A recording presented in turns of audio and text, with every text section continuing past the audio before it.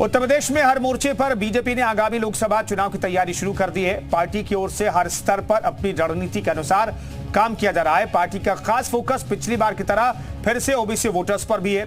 यही वोटर्स बीते 2 आम चुनावों में बीजेपी के खेवनहार बनते दिखाई दिए हैं। इस वजह से पार्टी इसी बड़े तबके को फिर से टारगेट कर रही है।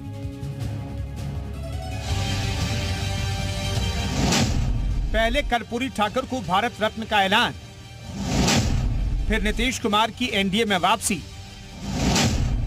बीजेपी ने एक तीर से साधे कई निशाने। बीजेपी के इन प्रयोगों का असर बिहार से लेकर यूपी के सियासत पर भी दिखेगा। पार्टी अब अपने ओबीसी एजेंडे पर और आक्रामक ढंग से आगे बढ़ेगी। वहीं विपक्ष के पिछड़ी जातियों की गोलबंदी के दावे को भी बेअसर करने का प्रयास किया गया है। यूपी में इसे सपा के पीडीए की काट के रूप में भी देखा जा रहा है। जब हम अंत्योदय की परिकल्पना को पूरा करने वाली योजनाएं चलाते हैं तो सभी समाज के लोग भारतीय जनता पार्टी की सरकार से जुड़ते हैं और यही कारण है कि 2014, 17, 19, 22 में भारतीय जनता पार्टी को इन सभी समाजों का पूर्ण समर्थन मिलता है। 2024 में भी आप देखेंगे कि जो जन कल्याणकारी कार्य आदरणीय प्रधानमंत्री जी के नेतृत्व में चलाए जा रहे हैं, उसके नाते देश में आपकी जनता की भारतीय जनता पार्टी की पूर्ण बहुमत की सरकार बनी। विपक्षी एकजुटता की मुहिम छेड़ इंडिया गठबंधन की नींव रखने वाले नीतीश कुमार एक बार फिर एनडीए का हिस्सा हो गए हैं। नीतीश के इस दांव से जहां बीजेपी गदगद है, वहीं यूपी के विपक्षी दल सख्ते में हैं।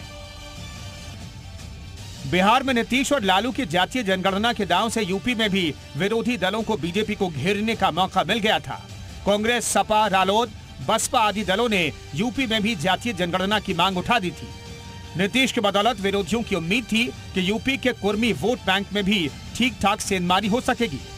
विपक्ष को उम्मीद थी कि 2024 के लोकसभा चुनाव में पिछड़ों की गोलबंदी का सिलसिला और तेज हो सकेगा, मगर बीजेपी ने पहले पिछड़ों की सियासी हिस्सेदारी की आवाज बुलंद करने वाले कर्पूरी ठाकुर को भारत रत्न देने का ऐलान करके और फिर जातीय जनगणना कराने का श्रेय लेने वाले नीतीश को साथ लेकर विरोधियों को नए सिरे से सोचने पर मजबूर कर दिया है।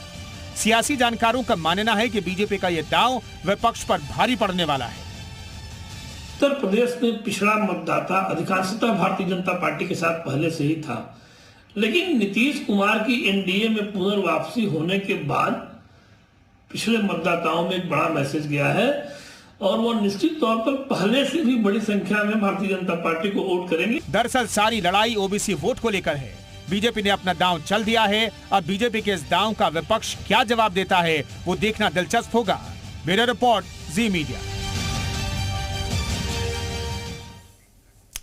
दरअसल सारी लड़ाई ओबीसी वोटरों को साधने की है। आपको पिछले चुनावों के कुछ आंकड़े दिखाते हैं, जिससे पता चलता है कि ओबीसी वोटरों का झुकाव बीजेपी की तरफ लगातार बढ़ रहा है। कांग्रेस की अगर हम बात करें, बीजेपी की बात करें तो किस तरीके से हिस्सेदारी है आप देख सकते हैं। 2004 में, 2014 में, 2019 का यह आंकड़ा है, जिसमें पता चलता है कि कांग्रेस की हिस्सेदारी कितनी रही है और बीजेपी की हिस्सेदारी कितनी रही है। 2019 तक यह आंकड़ा 44% तक पहुंच गया, जो 2014 में 34% था। तो साल दर साल, चुनाव दर चुनाव ये आंकड़ा 44% तक बढ़ गया है। ओबीसी वोटर जो हैं वो बीजेपी को पसंद करते हैं और ये आंकड़ा 2019 का बताता है कि बीजेपी फेवरेट पार्टी है ओबीसी वोटर्स की।